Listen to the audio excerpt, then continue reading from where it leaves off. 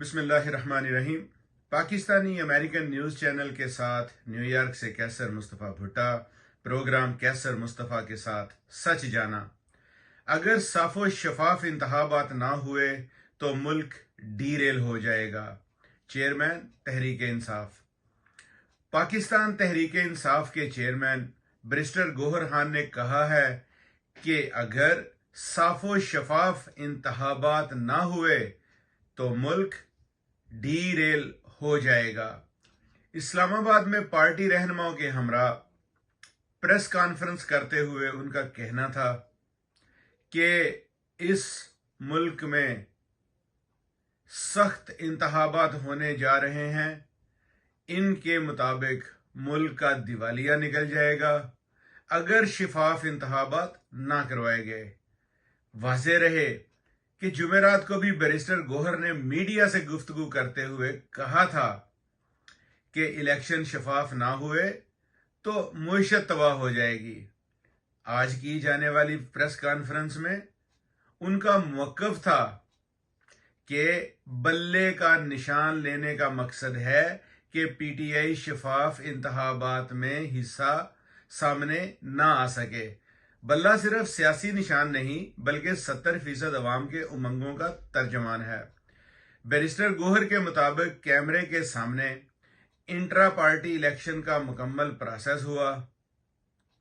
मुखालिफिन की कोशिश है पीटीआई के पास बल्ला ही ना रहे।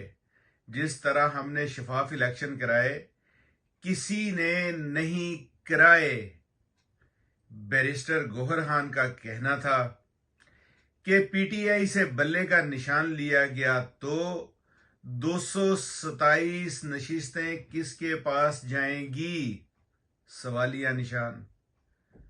इंतखाबात के बाद हार्स ट्रेडिंग हुई तो जिम्मेदार कौन होगा?